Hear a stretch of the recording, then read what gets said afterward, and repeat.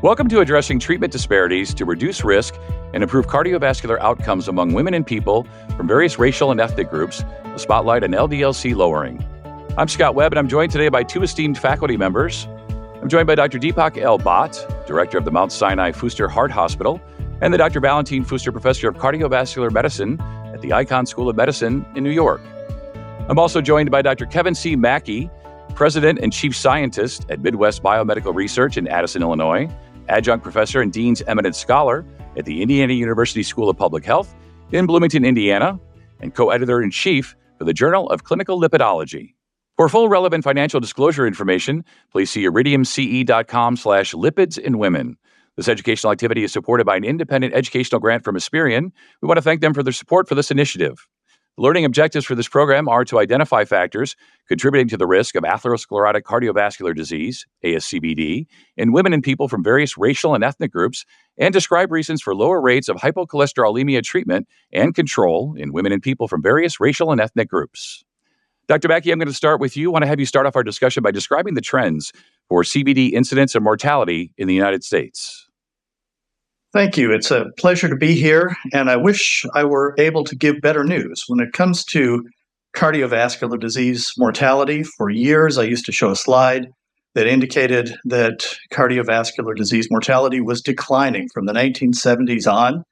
We saw this steady decline, but recently, starting in about 2015, that trend has reversed in both men and women, and we see cardiovascular disease mortality heading in the wrong direction. There are probably a number of contributing factors: increased obesity, type 2 diabetes, but one factor that I think is especially important is inadequate management of LDL cholesterol. And there are a variety of reasons that that is the case, but we have very good evidence from randomized controlled trials, also from studies of genetic variants that influence LDL cholesterol levels, that when it comes to LDL cholesterol, lower for longer is better for preventing cardiovascular disease and its outcomes like heart attacks and strokes.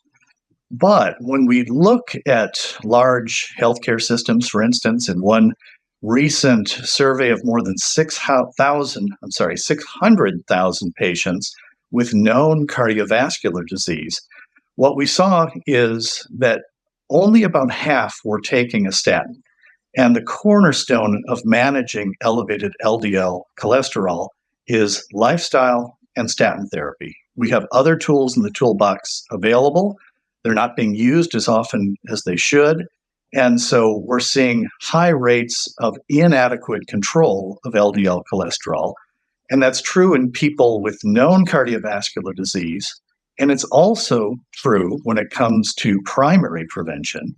What we see is that among people with high enough estimated risk to qualify for statin therapy, in all major groups, fewer than half are receiving statin therapy. And when we look at some subgroups like African Americans and Hispanic Latino Americans, the situation's even worse, with fewer than a quarter of those who qualify for statin therapy actually receiving it. So there's a lot of work to do in order to have better identification and management of increased cardiovascular risk related to elevated LDL cholesterol. And Dr. Bhatt, Dr. Maki provided a good foundation for how uncontrolled hypercholesterolemia contributes to ASCVD risk. So what are the factors that contribute to the risk of ASCVD that are specific to women? It's a great question. And part of it, I think, is lack of physician and nurse and patient awareness of this increased risk of atherosclerotic cardiovascular disease in women. I do think there's been some progress that's been made over the past couple of decades along those lines, but still a ways to go. And that sometimes can tie into a lack of urgency as well. For example, when a woman's presenting to the emergency department with a potential acute coronary syndrome. There's also, in general, a misperception of a higher risk of cancers, especially breast cancer versus cardiovascular disease. And that's not to say breast cancer isn't important. Of course, it's important. Screening for it appropriately with mammography and so forth, very important and evidence-based. But in terms of the numbers, cardiovascular disease remains the leading killer. And another troublesome thing has been an increasing rate of myocardial infarction, especially among young women. It's true of young people in general. It's a bit perplexing exactly why that's happening. In young women specifically, part of it might be greater awareness of the possibilities of cardiovascular disease, even in that demographic. But I think part of it is actual increases, not just due to better detection or better awareness. So we've got to sort out what's going there, and maybe some of it is post-pandemic related or hard to say. There were certainly some setbacks in preventive care that happened during the pandemic. It seemed to have persisted even post-pandemic. Maybe that has something to do with it too. It's also important to be aware of female-specific cardiovascular disease risk factors. Actually, some years ago, or a couple of years ago, I'd written an editorial along with Anne-Marie Valentin and Abby Lane Cordova. We titled it Pregnancy is a Cardiac Stress Test, Time to Include Obstetric History in Cardiac Risk Assessment. And this was published in the Journal of the American College of Cardiology, I think it was in 2020. And we listed there a number of different sex-specific cardiovascular risk factors that were pertinent to women. Things like, well, probably everyone will know of this one, preeclampsia, but there are other things too. Just having a premature infant, for example, in fact, is associated with higher cardiovascular risk in the mother. Early menarche, something else to be aware of, is a potential cardiovascular risk factor. Hormonal contraceptive use, I think lots of folks know of that association, especially the older generation versions with things like DVT and PE. Early menopause or premature ovarian failure, hormone replacement therapy, as well as a risk factor for certain cardiovascular diseases. So some of these are known, I think. Others are not so well appreciated. But in particular, adverse pregnancy outcomes, such as preeclampsia, but even preterm or early term births, various hypertensive disorders in pregnancy, small for gestational age infants, gestational diabetes, all of these things are associated with greater cardiovascular risk in the future for that woman. So important to be aware of that, and probably does make sense to take an obstetric history, even in someone that is past the childbearing years, to assess for cardiovascular risk. Yeah, and Dr. Maki, what are some of the factors that contribute to the risk of ASCVD for people in various racial and ethnic groups? Well, I think clinicians should be aware that prevalence of various risk factors differs across racial and ethnic subgroups. So in people of South Asian ancestry, for instance, there's a higher prevalence of insulin resistance, central adiposity. In African Americans, you have an increased prevalence of hypertension and type 2 diabetes. And in Hispanic Latino Americans, and I should emphasize that all of these groups encompass, large subsets. And so, I make general statements about large groups, but within those groups, there's a lot of variation. But clinicians should be aware of differences in risk factors. So in Hispanic Latino Americans, high prevalence of type 2 diabetes, as an example. And so the key element is to identify what is driving the risk in a particular patient or in a particular subgroup in the population, and then address those risk factors. And for all of the subgroups, elevated LDL cholesterol is an important risk factor that we have lots of tools to manage now. But in addition, there are contributing factors like those with lower socioeconomic status or lower educational attainment may have limited access to affordable care. They may have difficulty navigating the healthcare system and may live in unhealthy environments where they don't have safe and convenient places to exercise. They don't have access to affordable, healthy dietary options. And so these are things that should be identified and addressed to the degree possible, because again, within all of these subgroups, cardiovascular disease is the leading cause of mortality. Dr. Bhatt, what are your thoughts on how to address these various contributing factors for the increased ASCVD risk among women and people from various racial and ethnic groups?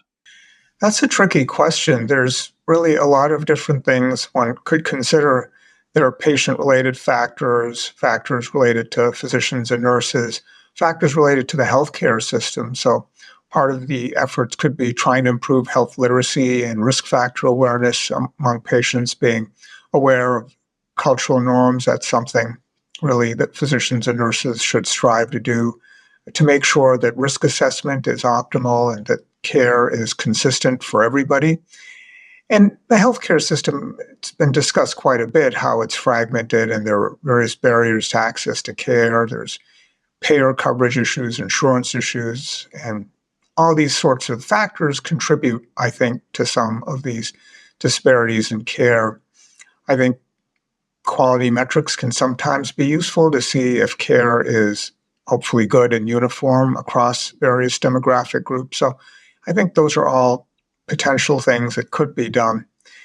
An interesting analysis that came out of the HA Get With the Guideline program a few years ago was a mediation analysis. That's just some fancy statistics to see whether differences in care between men and women and among various racial and ethnic groups, what was it actually due to? And the findings of that mediation analysis showed that a good chunk of the difference in outcomes between men and women could be, at least theoretically, abolished by just providing guideline concordant care in women to the same extent that it was being provided to men. So in theory, that is a easy fix. That is, just apply the professional society guidelines to the right patients, irrespective of their sex. So that was an encouraging, in some ways, part of the analysis. But interestingly, that wasn't as true for racial and ethnic minorities. There, it wasn't just a matter of decreased guideline adherence, and then the implication being if you fix that, you can eliminate the disparity. There were other factors that we characterized in that study that went beyond just less adherence to the guidelines. So probably a bit more complex, really, to tease out what was going on there with respect to disparities on the basis of race and ethnicity. Yeah, and Dr. Maki, can you describe some of the factors that contribute to lower rates of optimal hypercholesterolemia management in these patient populations?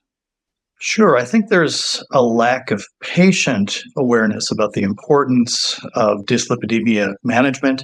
And among clinicians, there's been a shift in the last 10 or 12 years away from goals for levels of LDL cholesterol and toward a focus more on whether or not someone is receiving statin therapy. And of course, statin therapy is one of the cornerstones of management. But in the intervening years, we've had more evidence develop for the efficacy of other lipid-lowering drug therapies. And so lifestyle statin therapy and then additional lipid-lowering therapies as needed. And we have lots of data from surveys and registries to show that most patients at high risk and very high risk are not achieving recommended levels of LDL cholesterol. And unlike hypertension and type 2 diabetes, where you very often see combination pharmacotherapy being used, you see that much less often in lipid management. So these are some of the factors. Also, you have the challenge of statin intolerance. We know that many patients report statin intolerance. We also have a good sense that much of what patients attribute to statin therapy is not truly statin intolerance, but muscle symptoms in particular are common. And so if someone is taking a statin and has muscle aches and pains, they often attribute it to the statin. So it's important for clinicians to understand that for people with statin intolerance, most can tolerate some degree of statin therapy. And then other medications are available to act as an adjunct or as an alternative to statin therapy if the patient has statin intolerance and is not able to tolerate a sufficient amount of statin in order to reach the therapeutic objectives for LDL cholesterol. And then you have other issues, cultural and language barriers, and social determinants of health that are more challenging. And as Dr. Bhatt mentioned, that in racial and ethnic subgroups like African Americans, Hispanic, Latino Americans, there are probably additional factors that are contributing to increased risk. And some of those factors are things that the healthcare system isn't well equipped to really address. But no matter what is driving the risk, I think it's important to understand that maintaining a low level of LDL cholesterol will help reduce the risk, even if that isn't the primary driver of risk. So again, lower for longer is better when it comes to LDL cholesterol.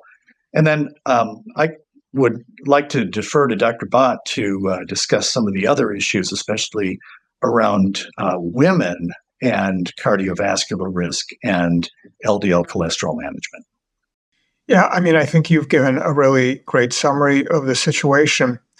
It is really tricky, I think, with respect to some of the reasons for undertreatment in women. I think that is a core issue, actual undertreatment, say, of elevated LDL cholesterol. So that can sometimes be a lack of awareness on the part of the patient, but could also be a lack of awareness on the part of the physician. So it goes both ways there. Beyond just that sort of lack of awareness, in women, the same sort of thing is playing out at times in various racial and ethnic groups. And on top of that, there do appear to be increased rates of statin intolerance and other adverse events, in particular in some racial and ethnic groups.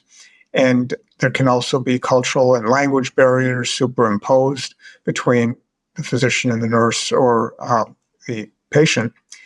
And you alluded to social determinants of health. These are increasingly recognized as playing a role in how patients do. I don't think many of us that went to medical school, when I went to medical school, really ever thought about social determinants of health. Certainly those with a public health background might have been educated in that, but this is really referring to things like socioeconomic status, education, access to affordable care, and the ability to navigate the healthcare system, which can be really tough even for people that are in the healthcare system. So these different social determinants can really adversely affect health in general, but this is certainly pertinent to cardiovascular disease and cardiovascular prevention. And maybe I'll add just one more item, and that is that clinicians are often hesitant to prescribe statin or other drug therapies for dyslipidemia to women of childbearing potential because they're concerned about the possibility of birth defects. And I think that it would be useful for clinicians to look up the FDA statement that came out a couple of years ago with regard to the potential for birth defects in women who are taking statin therapy. And this is especially important for women with, for instance, familial hypercholesterolemia, who may be starting statin therapy earlier in life. And so there's a balance between the removal of statin therapy if someone wants to try and get pregnant, for instance, and then during pregnancy and breastfeeding, and the lifetime exposure to elevated levels of LDL cholesterol. Dr. Maki, as we get close to wrapping up here, focusing on the healthcare system standpoint more, what can be done to increase awareness of addressing risk factors in women and people from various racial and ethnic groups? Well, one thing that was alluded to earlier is LDL cholesterol measurement and control as a quality metric for healthcare systems. Again, we've moved away from that after the 2013 guideline came out about cholesterol management that was really focused on who qualifies for statin therapy. And since then, we've had a lot more evidence become available about the usefulness of other medications for LDL cholesterol lowering to reduce cardiovascular risk. And so I think the focus should really be on identifying those people with risk related to elevated LDL cholesterol, and then using the tools that are available to manage that risk, but then also having feedback with LDL cholesterol measurement and control as quality metrics. Right now, they are not in the formal quality metrics, and so we hope to change that going forward so that clinicians and healthcare systems are getting graded essentially on how well they're managing LDL cholesterol, not just whether or not a patient is receiving statin therapy. And Dr. Bhatt, I'll give last word to you. Well, as you know, the American Society of Preventive Cardiology and the National Lipid Association wrote a joint clinical perspective on the importance of low-density lipoprotein cholesterol measurement and control as performance measures. in which they outlined that lipid monitoring is essential for assessing lipid-lowering pharmacotherapy and that the evidence favors LDL cholesterol measurement to improve population-wide lipid control. Well, excellent points by both of you. We reached the end of this episode. I want to thank our esteemed faculty for this engaging discussion. And we'd also like to thank Espirian for their support for this program. Be sure to claim your CME credit by filling out the evaluation and post-test. Don't miss the next episode in this two-part series. And be sure to follow Iridium on X, Facebook, and LinkedIn to see the corresponding MedEd threads.